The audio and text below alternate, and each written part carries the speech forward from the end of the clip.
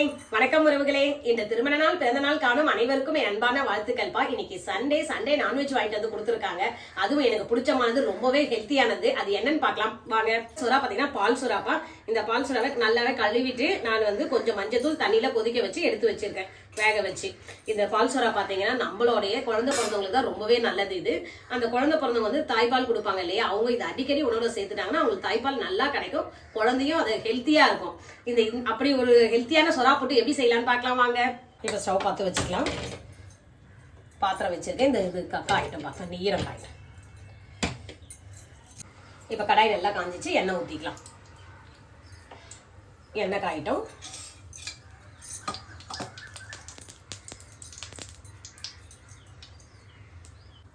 இப்போ எண்ணெய் காஞ்சிச்சு, கடுகு போட்டுக்கலாம்.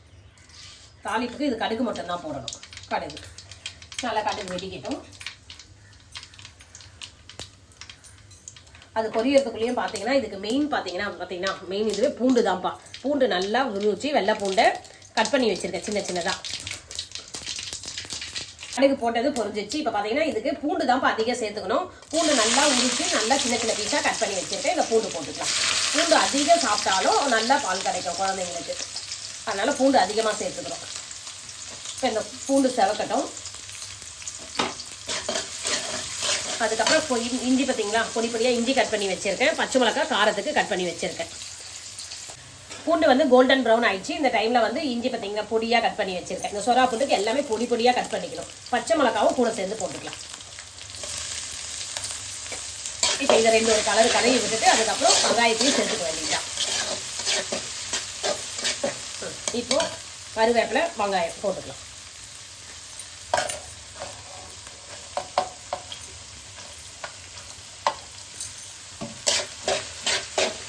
வெங்காயம் இது எல்லாமே நல்லா வதங்கணும். அதுக்கு என்ன பண்ணலாம், கொஞ்சம் உப்பு போட்டுக்கலாம். இதுக்கு தேவையான அளவு உப்பு.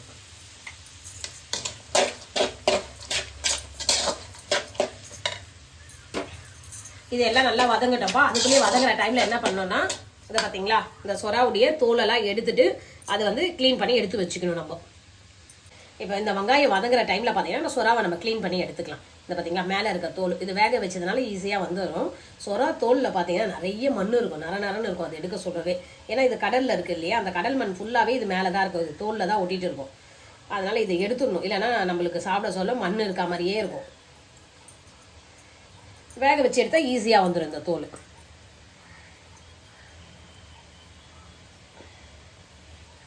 இப்போ பாருங்க, தோல்லாம் எடுத்துட்டு இதை தனியாக வச்சிடணும். அதுக்கப்புறம் ஒரு கழுவி தான் அதை புட்டுடணும். இப்போ சொராவை நல்லா க்ளீன் பண்ணி எடுத்துட்டேன். இப்போ இந்த பார்த்தீங்கன்னா சொராக்குள்ளே இந்த எலும்பு இருக்கும், அதை எடுத்துடணும்.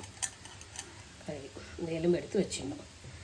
இதை நான் சாப்பிட மாட்டேன், சிலவங்க சாப்பிட்றவங்க இருக்காங்க. சின்ன இது சொராவாக இருந்தால் அதை எலும்பு வந்து கடித்து சாப்பிடுவாங்க.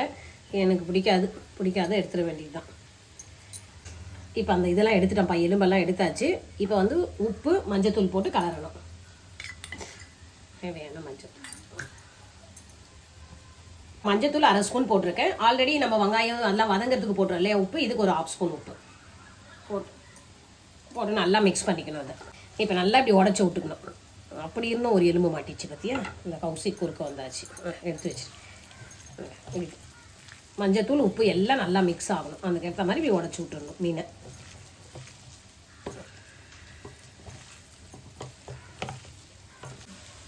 இது பார்த்தீங்கன்னா வெங்காயமும் நல்லா வதங்கிடுச்சு, கோல்டன் ப்ரௌன் ஆகிடுச்சு. நம்ம வந்து சொராவையை நல்லா உடச்சி விட்டு புட்டு மாதிரி ஆக்கியாச்சு. இப்போ இதை சொராவை சேர்த்துக்கலாம். இப்போ இந்த சொரா புட்டு, அப்புறம் இந்த வெங்காயம், பச்சை மிளகாய், இஞ்சி, பூண்டு எல்லாம் ஒன்றா மிக்ஸ் ஆகணும். அது வரைக்கும் ஒரு 5 மினிட்ஸ் வந்து நல்லா கலந்து விடணும், மிக்ஸ் ஆகிற அளவுக்கு.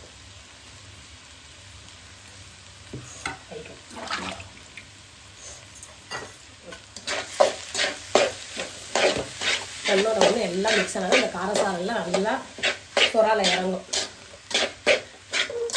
இப்போ பார்த்தீங்கன்னா சொராவும் நம்ம போட்ட மசாலாவும் ஒன்றா மிக்ஸ் ஆகிட்டாங்க. பார்த்தீங்கன்னா கண்டே பிடிக்க முடியாது. 2 பேரும் நல்லா மிக்ஸ் ஆகி நம்மளுக்கு உதிரியாக கிடச்சிட்டாங்க சொரா போட்டு. இப்போது லாஸ்ட்டில் வந்து பார்த்தீங்கன்னா கொஞ்சம் மிளகுத்தூள் போட்டுக்கணும். அதுக்கப்புறம் கொத்தமல்லி மட்டும் நிறையவே கட் பண்ணி வச்சுக்கோங்க, பொடியாக போட்டுக்கோங்க. கொத்தமல்லி போயிட்டு ஒரு கலரி அவ்வளோதான், ஆஃப் பண்ணிடலாம். எல்லாம் ரெடி ஆகிடுச்சு. அதுங்களா வாசம் நல்ல வாசம் வரும் போட்டு கலர சொல்லும். நல்லா காரசாரமாக சொரா புட்டு வந்து ரெடி ஆயிடுச்சு. இப்போ சூப்பரான இந்த சொரா புட்டு நான் சொன்ன மெத்தட்ல செஞ்சு பாருங்க. செஞ்சு பார்த்துட்டு எப்படி இருக்கு சொல்லுங்க. அப்படியே வந்து அம்மாவுடைய சேனலுக்கு லைக் பண்ணுங்க, ஷேர் பண்ணுங்க, சப்ஸ்கிரைப் பண்ணுங்க. மறக்காம செஞ்சு பார்த்துட்டு கமெண்ட்ஸ்ல சொல்லுங்கப்பா.